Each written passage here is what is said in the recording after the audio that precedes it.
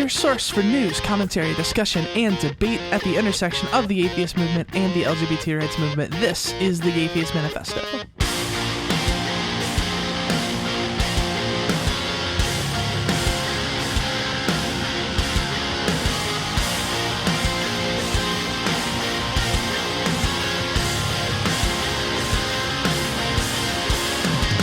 Hello, friends, and welcome to this special New Year's monologue edition of the Atheist Manifesto.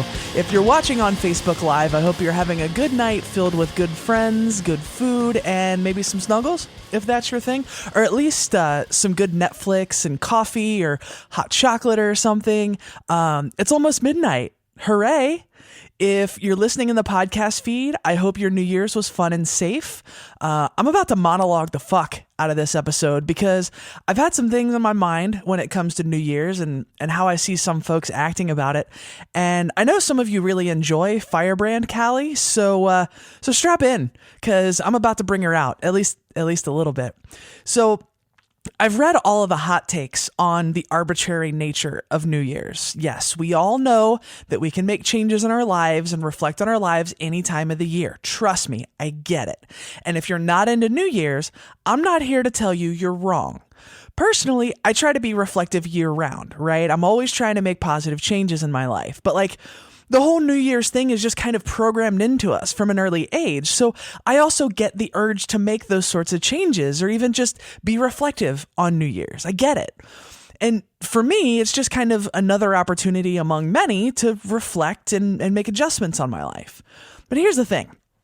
I'm not interested in being the person who's coolly dismissive of other folks' desire to make a change in their lives literally any other time of the year. So why would I suddenly become that person the last week or so of December? Instead of looking down on other people who are seemingly making resolutions they won't follow or being unusually thoughtful or reflective about the past year, why don't we work on lifting those people up? Maybe part of the reason people don't stick with their New Year's resolutions is because so many people are so dismissive and cynical about them, maybe. Frankly, at this point, even if I was the kind of person who made specific New Year's resolutions, I'd probably hesitate to share them with other people to avoid the whole, herder, you've got 365 days a year to make a change, just do it now kind of attitude. And I get it, right? Those people aren't wrong, but some folks are trying now. So why don't we also pick now as the time to be supportive, right? So instead of being the cool one on Facebook, slicking your hair back, laughing quietly at all of the sheeple participating in this silly New Year's thing, why not put some fucking skin in the game and step up and support somebody? You see somebody making a New Year's resolution. Instead of being the cool guy, try to be the good friend, right? Ask your friend how you can help make this year be the year they actually do the thing, right? So with that out of the way, let's actually talk about New Year's for a few. A few days ago, I posted a status on Facebook asking people to share their hopes and their fears for the new year. And I shouldn't have been surprised given the company that I keep, but the answers I got were incredibly deep and vulnerable and just real, and it was awesome. So it inspired me to try to get as deep and vulnerable as that and write something about what my hopes and fears are for this next year. And for probably obvious reasons, I'm going to go ahead and start with my fears. So first, I just keep dwelling on how amazing 2017 was for me. The outside world is kind of literally on fire at the moment. But speaking just about my own personal life, there's no question this has been my best year, hands down. So my first thing is just am I going to be bummed about what happens in 2018 just by comparison? I'm having trouble thinking of anything that could happen in 2018 that would compare with getting my health in order, getting engaged, getting a vagina, and all the awesome podcast things I've gotten to do, and setting a wedding date. I mean, getting married is going to be really sweet, and I don't mean to downplay that, but in comparison to all that other stuff, I just worry that 2018 might be the year that it all sort of starts to go downhill for me. Another thing I'm kind of anxious about, and I don't know if I'd call it a fear, but I'm definitely anxious about, aside from getting boobs, my transition is pretty much complete. And it's an interesting thing to have that concern out of my mind. since I came out, and even before that, to some degree, my mind was nearly always preoccupied with some part of my transition, right? Plans for surgery, how I was going to pay for surgery, where I was going to go, thinking about how it was going to alleviate my dysphoria, my progress on hormones, getting legal documents changed, and so on and so on and so on. And I don't have quite as much anxiety about my boobs as I used to. So like that part of it's kind of a secondary concern at this point. So transition's not really on my mind so much anymore. This was the year I got almost all the way there. This was the year that stopped being a primary thing for me. So like I have to figure out something else for the rest of my life to be about now. And of course that's a little hyperbole, right? Because I have my activism, I have my life with Celeste, I have my friendships, I have Star Trek, I have Adventure Time, and those are all super valid things for my life to be about. But I keep going back to my more, selfish motivations, the stuff that I'm going to have time for. What am I going to do for me? Before, I didn't really have the luxury of worrying so much about personal development or personal growth that wasn't related to my activism or my relationship. And I didn't have time for any of that. Now I do. So part of it's really exciting, but part of it's scary. Like I kind of have an addictive personality. I tend to go down rabbit holes pretty easily. And this is really helpful in some areas of my life, but it hinders me a lot in others. So that's kind of scary for me. I'm doing voice lessons, so that's something, I guess, but that feels more like an optional just for me sort of thing. It doesn't feel as essential to me as hormones or surgery or anything. That one feels a lot more like something I'm doing on my own terms for myself, so it's sort of framed differently in my head, if that makes any sense. Another fear that I have, frankly, is my emotional and psychological well-being with the shit show that has been the political climate of the last year. It's kind of hard to not be constantly worried about the future, and not just of the world, but just directly myself and the people I love. And of course, I'm sure you know this because you're probably feeling it too. Frankly, my emotional state has been pretty erratic lately. I teeter-totter between the happy, optimistic, loving, and affirming person I want to be and a shell of a fucking human being who finds it difficult to care about much of anything or anyone. Too often lately, I felt like I'm just going through the motions, like I'm just doing things because I'm supposed to be, not because I have any particular want or desire to do them. And those kinds of feelings aren't really new to me, but the frequency I've been feeling them lately is new. It seems to go back and forth like every few days now. And honestly, if it keeps up much longer, I'm probably going to ask my therapist for a referral to a psychiatrist to talk about meds because like I really, really need to even out. I have some career-related fears too, and I need to own my privilege before I say this because I recognize that both in terms of podcasting and in terms of my day job that pays the bills, I'm still pretty damn fortunate to be in the position that I'm in, but I feel kind of stuck. Like, obviously, my ideal situation would be doing podcasting and activism for a living, right? Like, I'd love to make enough money from Patreon to pay the bills or to make enough money editing other podcasts or some combination of all of those things. Shameless plug, by the way, if you're a podcaster, I'd love to edit your show. My rates are reasonable. Wink, wink. But I'm also very comfortable at my day job, like almost too comfortable, I feel like. I'm good at it and people respect me there. But I feel like the more invested I get in that job, the less invested I can be in traveling and doing activism and stuff like that. And part of me feels like I'm approaching a crossroads where I'm going to have to choose to compromise one to give myself more to the other. And being comfortable is awesome. Like the last 2 years have been the first time in my life I've been like really financially stable. I'm not rich, but I'm not struggling. And I know what struggling is like. Like I know what having to overdraw your bank account to buy food is like. It's not something I lived with for a long time, but I was certainly there or like teetering right on the edge of being there. And like, frankly, I like being the kind of comfortable I am now. So like, even if I end up with enough income from freelance podcast editing or Patreon or whatever to pay the bills, there's a lot less stability there.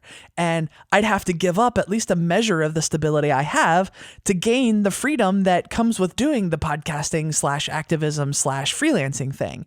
And it's a choice I feel sort of creeping up on me. And honestly, I fear the day that I have to make it, because if it goes wrong, like it compromises my ability to take care of my family, right? It's not just a superficial thing. You know, everyone loves a story where someone leaves a safe life behind to follow their dreams and find success, right? But life's not a fucking movie, because going for it and failing means a serious and probably permanent dent in my ability to take care of myself and my future wife. And it's fucking terrifying to think that I could take that risk and fall flat on my face. But like, decades from now, as an old woman, is the story I want to tell about my life the story where I did the safe thing, was mostly comfortable, but regretted so much what I had the potential to maybe do and didn't? And I say that as if I know the answer to that question, but I don't. And of course, what list of fears would be complete without mentioning the specter of all-out fucking thermonuclear war, because we have a president who apparently thinks that's a great idea, right? And this is something that I really lose sleep over. Like, how many futures is he willing to destroy? And I'm honestly afraid the answer is literally everyone's. But of course, the upshot is if that happens, none of the rest of the shit I worried about before this matters, right? Nervous laugh, ha ha ha ha ha ha ha ha. So with that fun reflection out of the way, let's talk about what I'm hopeful for. And that, my friends, is going to do it for this episode of the Gatheist Manifest. No, that's a funny joke. It's funnier when other people are around to laugh at the joke. Maybe you're laughing while listening, I hope. I'm kidding, but only kind of, because, you know, the world might actually explode in 2018. But seriously, I'm getting married, y'all, and that gives me hope. And let me tell you why. Because it's not just the fact that I'm pledging forever to my favorite person in the world. Like, that's pretty awesome in and of itself, to be sure, but so many of the circumstances surrounding our wedding and our engagement are things that constantly gave me hope last year, and I really think will continue to do so into the new year. I've gushed enough about our engagement, so I won't rehash that one, but let's talk about the wedding itself for a second. I posted a status on Facebook just kind of whining about how expensive shit for a wedding is, right? Even for a couple like us who wants basically nothing fancy. We seriously just wanted to party with a bunch of people we love. No worries on fancy food or decorations or expensive dresses or anything like that. Just a big party, lots of people we love. That's all. But just fucking saying the word wedding costs like $5,000, right? So I whined about it on Facebook like I whine about everything. And within like 2 hours, I had people message me solutions to pretty much all of our problems. So like now we're going to have a super cute wedding in a great setting in the presence of a bunch of our friends and at a budget I feel like is kind of reasonable for that size of gathering. And it's all because of community, right? That's what it comes down to. Community is what gives me hope. Like, I'm into socialism, right? But I don't think 2018 is going to be the year socialism happens. So we're going to have to keep taking care of each other. And it's never enough to solve all the world's problems, because if it was, we'd be there, right? But I really think that you and I, the people around us, will continue to make things better where we're capable of doing so. And honestly, that's not just a hope for me. That's something that I actually feel pretty confident saying will happen because I've seen it. So I hope our wedding goes as smoothly as our engagement did, but fuck it, right? Even if for some reason it doesn't, I'm sure we'll end up with a fun story to tell about it afterwards, right? I'm also hoping in 2018 that we continue the sort of momentum we started with some of the special elections that happened in 2017, because fuck Roy Moore and fuck Robert Marshall and all of the other asshole Republicans who lost to better people this year. I am hoping for a continuous and plentiful stream of conservative tears this year. And I think we're going to get it, assuming the Orange Menace doesn't blow the world up first. Hopeful. We're talking about hopeful things, Callie. Hopeful. Democrats need to flip 24 seats in the House to win control in 2018. Lots of folks think they can do it. And like, I'm not excited about the Democratic Party, right? But like, let's at least get that far so we can avoid Mad Max, okay? I think it can be done. So that's a huge hope for me. Another hope is that I get to find more time for things just for myself. I want to play music again, and I don't even know what that looks like. Do I join a band? Do I learn how to sing and do some solo acoustic stuff? Do I sit in my living room just playing old emo songs, remembering what it was like to be on stage in front of hundreds of people? I don't know. I'm also hoping to make it to more than just atheist conventions this year. It's the 25th anniversary of Star Trek Deep Space Nine, so like getting to Star Trek Las Vegas this year would be pretty badass. Speaking of, on a bit of a superficial note, I really hope Chapter 2 of Star Trek Discovery is good. I kind of started to love that show after the first few episodes, so here's to more accurately spoken Klingon and some totally gay space action. I'm really hoping to be able to find more time to cultivate my friendships this year too. I'm not one of those people with a busyness fetish. Like, I stay ridiculously busy because the stuff I do is super important to me, but I would actually love it if I could accomplish all of the things that I do and still have a shit ton of time left over. I'm not one of those people that's like, oh, I'm so busy. Look at how awesome and important I am. Like, that's not me. I would really like to just like get all of this done in 4 hours and move on and like play Adventure Time or watch Adventure Time for the rest of the week. But like, we're adults, right? And that's not how the adult world works for most people. So like, I got to figure some shit out.